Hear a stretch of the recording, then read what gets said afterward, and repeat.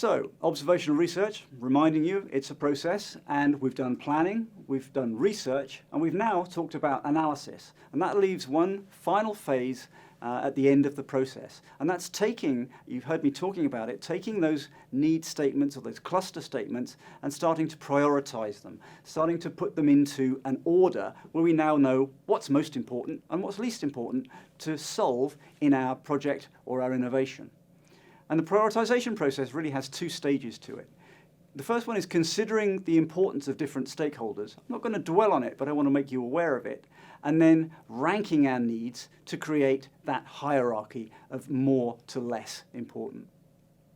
The things that we need to carry out here are considering how much influence the owner of a need, typically the stakeholder, might have on its future adoption. Maybe that's purchase and adoption.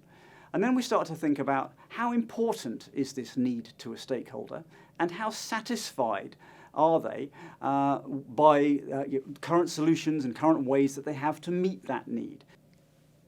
So influence, I'm just going to touch on it briefly. This is a medical example. And I'm thinking here about who's involved in the purchase and adoption of a particular medical device. Maybe it's for the operating room. So who's involved? Well, there's a patient, there's a surgeon, there's an operating room nurse who hands it and prepares it for the surgeon. But there's also a risk manager in the hospital. This is a person that tries to keep the hospital safe and running smoothly. And then there's a purchasing committee, the people who actually buy equipment for hospitals. Because surgeons don't buy their own equipment. They just go to the storeroom and get it. There's a purchasing committee that puts it there. So in this case, I've just tried to put some numbers to how important are all of those people in this particular case. Well, the patient is asleep, so they don't have a vote. So actually, although the patient is the recipient, perhaps, of a knee implant, they don't have a vote in which one they're going to get. The surgeon is a major stakeholder, so I've put a heavy weighting on the surgeon's influence of 60%. But equally, also, the purchasing committee negotiates with different device companies, and they'll also be swayed by good pricing and good deals. So they have a big role. The nurse has a small role. She has to unpackage and prepare, and the risk manager has a small role as well. The major stakeholders here are the surgeon and the purchasing committee, and actually not the patient.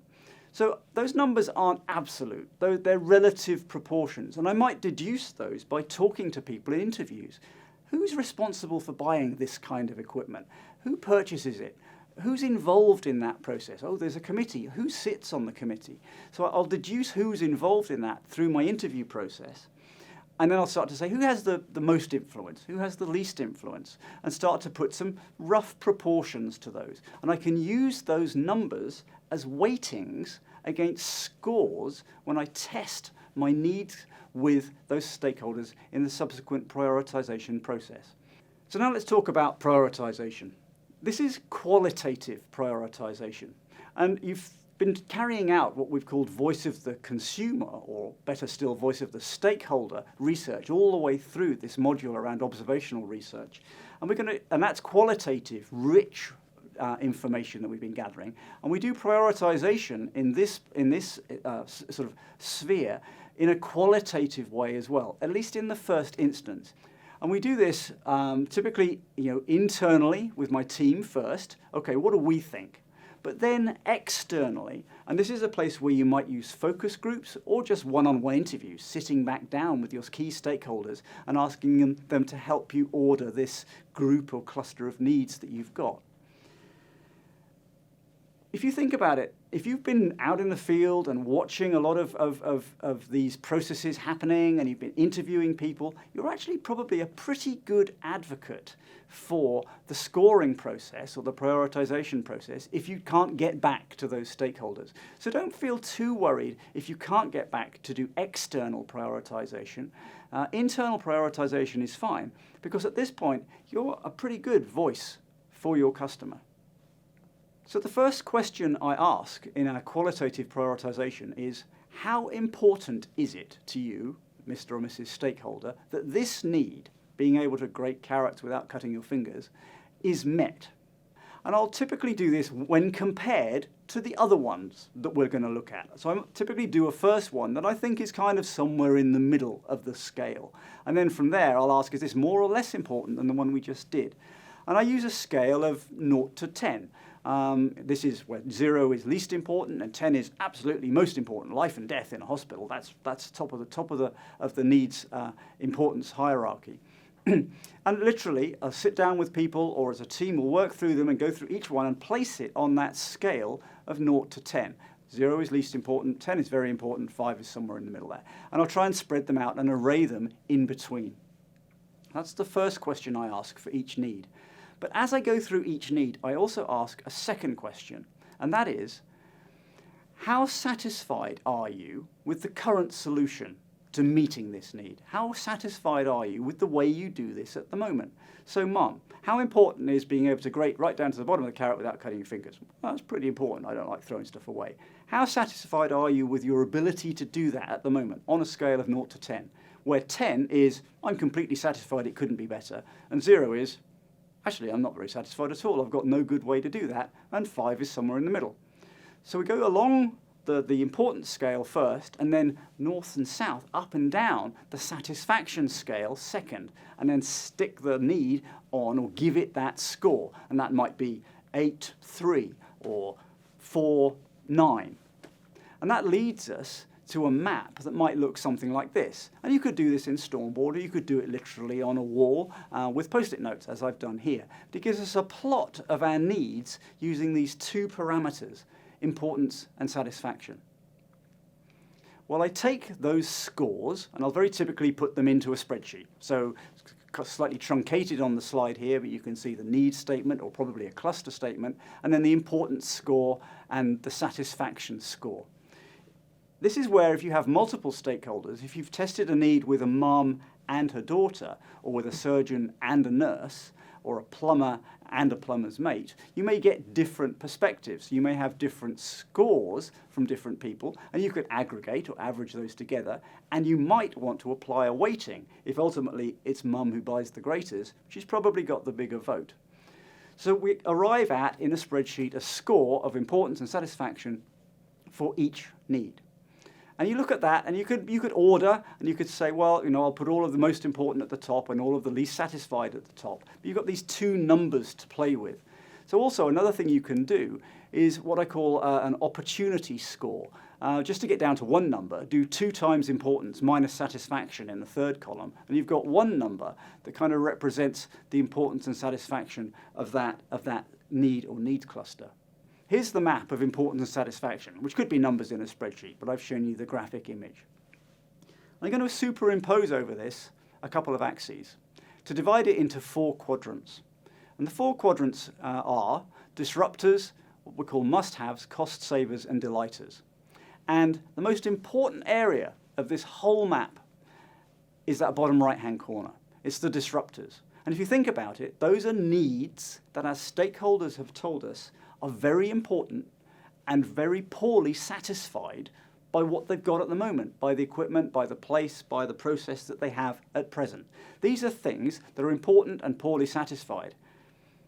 So you can see that if we gave them a good solution to those, we would be disrupting the market. We would be innovating and producing a new product or a new solution that we're pretty confident people would want.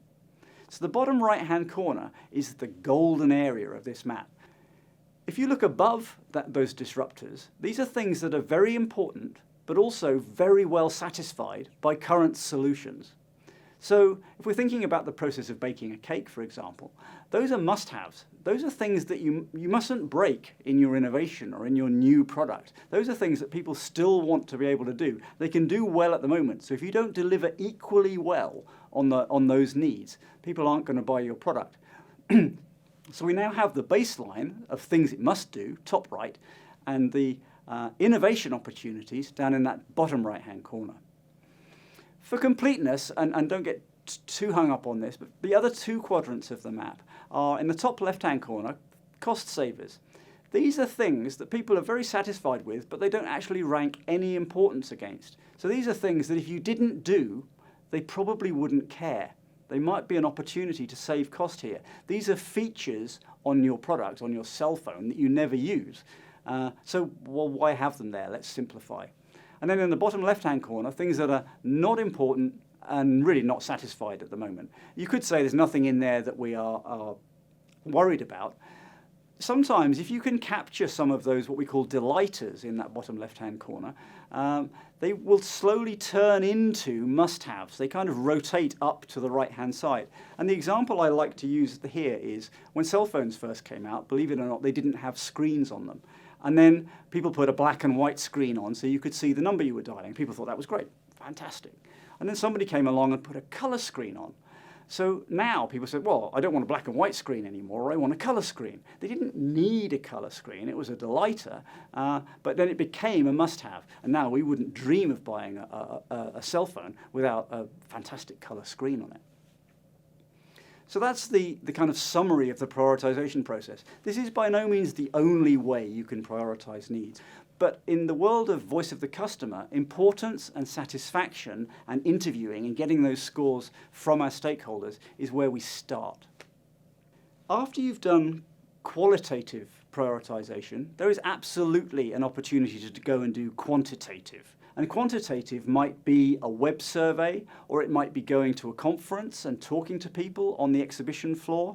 But if you want to pitch this out as a web survey, you could get hundreds of responses. But rather than pitch out a huge web survey of many, many needs, you might now choose only those down in the bottom right-hand corner, above a 6 and below a 4. So that it's now a manageable size survey that you can carry out and still get a finer granularity of score from a larger N.